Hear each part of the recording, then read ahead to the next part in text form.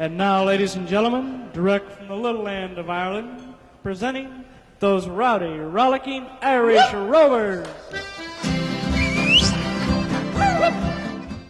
Good morning. It is the day before St. Patrick's Day. If you couldn't tell, I'm in the mode. Have been all month, the month of March.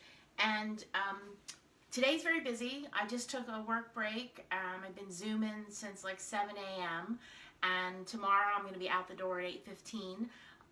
And then getting ready for my Zoom-in St. Patrick's Day, as we are all still coming out of the pandemic and trying to take care of those fun times, but in safe mode. So I want to have something fun, good, Irish, and ready to go that we're not going to have to cook when the Zoom party is over. So I've decided to make a quickie version of shepherd's pie.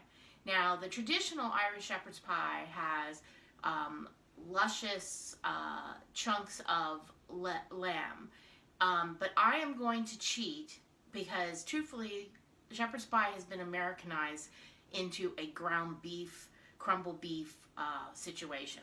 So instead, I'm going to compromise a bit, and I have ground lamb, and I'm making a very small one because we're going to be having drinks and snacks during our Zoom party, so I don't think we're going to have a hearty appetite, but I am going to make some Irish good food for us. So come along and see my quickie version, which is ground lamb, and you saw the ingredient board. Now you could go really quickie and buy a bag of frozen peas and carrots. I personally have never had that in my house, but I've always had frozen peas. So we're using frozen peas, chopped carrots, and just to make it a little different than chopped onions, I have some pearl onions as well. So, Shlante, this is Irish tea in my thermal mug that I drink when I'm at my desk and working. So, we're saving the Irish whiskey till tomorrow night. Now, a very wise chef told me once that one of the best ways to tenderize your meat is to saute it in wine.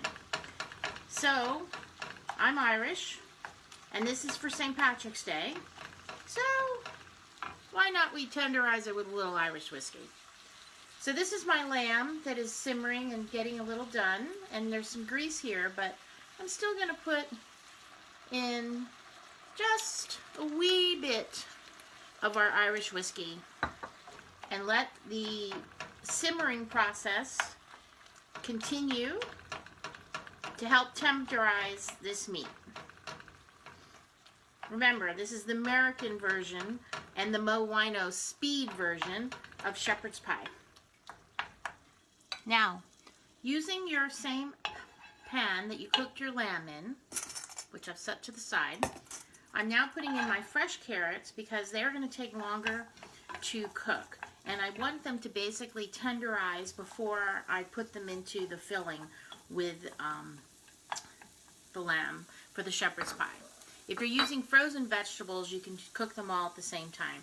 But these carrots are fresh, so they need a little more extra time before we combine them with the ingredients. But one thing I will combine them with is a little bit of jar garlic. 1 heaping teaspoon of chopped garlic. Okay, so our carrots have simmered. They're not completely soft, but they're definitely tender. So now we can incorporate the rest of our ingredients. We have this is a cup of chopped carrots. This is a cup of frozen peas. Again, you can just buy the whole bag of frozen peas and carrots. Evidently it's a thing. And then I have a cup of small mini onions, cocktail onions to some. I just thought it would be different than having chopped onions. Okay. Now we're going to put our ground lamb back in.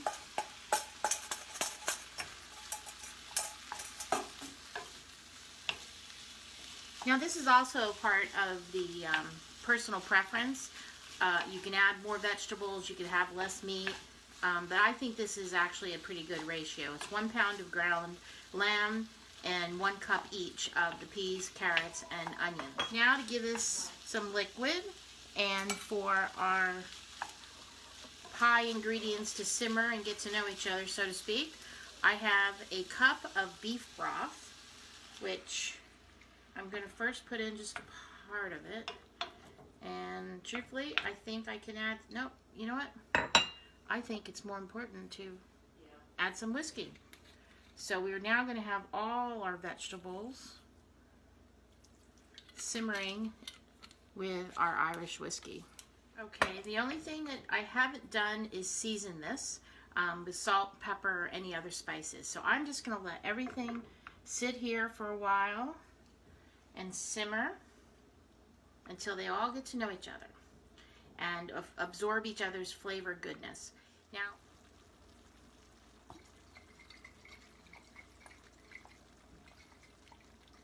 I'm making this a day in advance, the ingredients to our shepherd's pie. When this is all done and simmered soft and tasty, I'm going to take it off the flame, let it cool, refrigerate it overnight, and then tomorrow I am going to put the layer in the casserole dish and put some mashed potatoes on top that has some cheddar cheese mixed in, and then we'll bake it. So this is the first step that can be made in advance. Now that it's at a roaring boil, I added 1 tablespoon of flour so that I could thicken the sauce. But it has to be roaring, boiling before you add your cornstarch or your flour thickening agent.